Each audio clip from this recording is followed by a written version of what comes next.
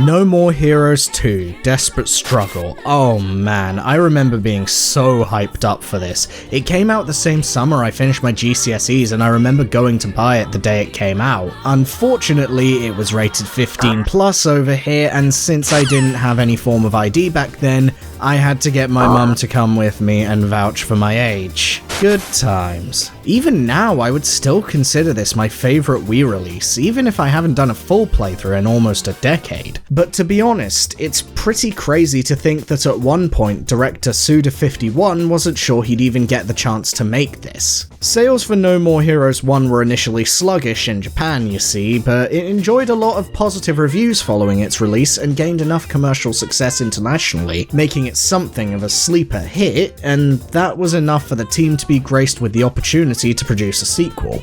Roughly half a year after the PAL release, we got our initial glimpses into what NMH2 would hold, complete with one of the new assassins, but it wouldn't arrive on shelves until Q2 2010. Back then, critics deemed this follow-up worth the wait, and it garnered scores either on par with or exceeding the original, but does it hold up close to 10 years after I last played it? Or was the Desperate Struggling merely a flash in the pan during the Wii's twilight years? Let's take a look.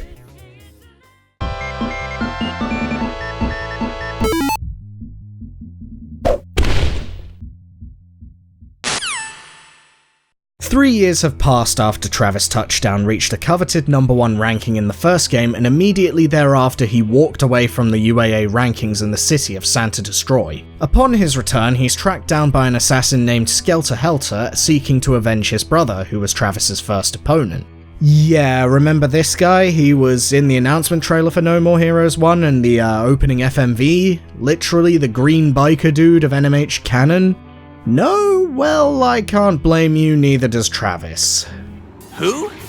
A brief battle ensues, and Travis emerges victorious, of course, though this ambush would turn out to simply be a distraction for events unfolding across town, where a group employed by Pizza Bat CEO Jasper Bat Jr. assassinates his friend, Bishop, as an act of retaliation for him killing Jasper's father and two brothers. I always found this to be kind of a weird plot point. Bishop as a character was very much on the sidelines in No More Heroes 1, only one of the multiple shopkeepers who just so happens to be the one who returns your bike to you when you call. Even Travis only refers to him as the dude who works at the video store in the first game, so why is he so significant now?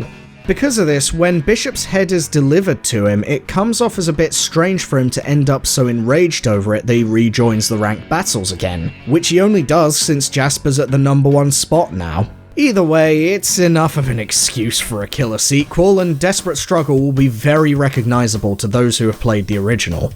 The progression up the ranks, the high and low attacks, the mix of hand-to-hand combat and swordplay, the combos, the immense suplexes, and in fact the entirety of Travis's moveset from before is back, and has been fine-tuned to feel more satisfying than ever this time around, partly due to the new beam katanas and the way they've been rebalanced. Some are better for slowly dealing massive amounts of damage, some are better for stunning enemies to get them ready for a pile driver, some are able to unleash long flowing devastating combos, but it's no longer the case that once you receive a new katana, the old one is obsolete anymore. And all the better too, as you're now able to switch katanas in the heat of action to take on every challenge that comes your way in the manner you decide is most appropriate.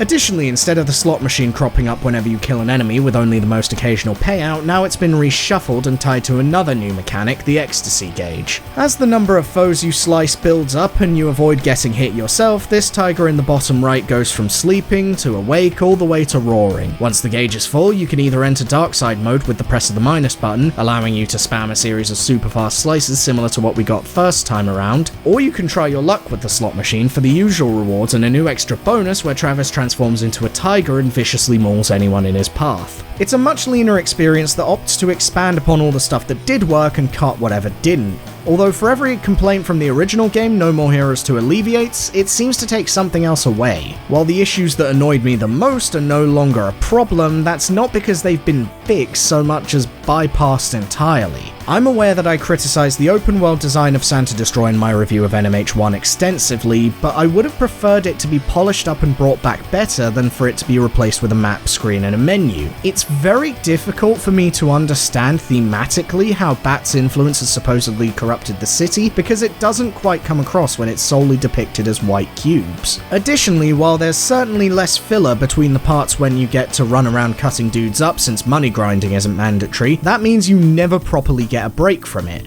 and there's a very thin line between streamlined and repetitive that thankfully Desperate Struggle just about ends up on the right side of. Add on to that the fact that discrete camera controls have been removed despite a heavier reliance on combat in enclosed spaces. I really don't understand why this was done, if I'm perfectly honest. The original game had it, so the buttons for camera control became the dodge roll buttons only when you unlocked onto an enemy. This worked well there, so why hasn't it been carried over? I can't imagine many times where I'd need to perform an emergency roll while not locked onto anything, but I've had a fair few moments here where I've had trouble seeing what I need to. Speaking of sights, the graphical prowess on display here is about average, though still a step up from the first game. Travis is much more expressive than he was before and displays a much wider range of emotions throughout his journey, the cel-shaded art style is as appealing as ever, and models are slightly more detailed than they were before. And of course, all the fights against the assassins are as fantastic as ever, while some of them like Chloe Walsh err towards the easy side, battling Charlie McDonald in a giant mech, taking on Matt Helm's an abandoned house, and almost every other boss fight on offer provides a breathtaking spectacle, not least of which comes from the designs. Yusuke Kozaki's character designs are intricate and detailed as they were in the first game, yet still cohesive and easy enough to look at that it doesn't become overwhelming. Simply looking at every assassin, you get a real sense of what kind of person they are, what their motives and worldview are, and it adds a lot of character development to these fighters that you'll maybe see for 5 minutes and then they're gone. And I think that's something really amazing. I guess it's no wonder Nintendo hired him for the Fire Emblem titles from Awakening onwards. Getting back on topic though, I think the most important stylistic changes to the visuals for Desperate Struggle are in lighting. Whereas NMH1 was often lit in a very neutral manner, colour is used much more prominently here, from the cool blues of snowfall at the beginning to the burning oranges during sunset scenes. It just goes a long way to making the experience immersive in a way that couldn't be done before. The same, however, can't be said for the sound design. Overall, this has seen a major downgrade. By default, sound effects are far too loud and often stack up on top of each other so that the music is completely drowned out in repeated enemy voice lines, clashing sounds, and it's just a distorted mess. Bring it on! And what's with these repeated sound effects? Some of these phrases are just burnt into my mind because NMH2 was so insistent upon drilling them in. It's definitely no Mega Man X7, make no mistake about that, but that's not exactly high praise. Take my advice and turn sound effects down a couple of notches as early as possible, and it's a much nicer experience if you do. As for music, I'm not sure whether it's due to the lower number of tracks overall or whether it's something else, but I find the soundtrack overall to be a bit less memorable this time. Maybe it's because a few tracks from the first game are reused, like Kashmir Cannonball, maybe it's because each song doesn't last as long, maybe it's the obnoxious mixing drowning it out, maybe it's the heavier reliance on metal. But I can't recall quite as much from NMH2 as I can from the first one. Obviously there are quite a few major exceptions, like Kill or Be Killed mix, jingles like the theme of Ryan's Gym, and the ranking screen, and of course, you know what I'm gonna say here, Philistine.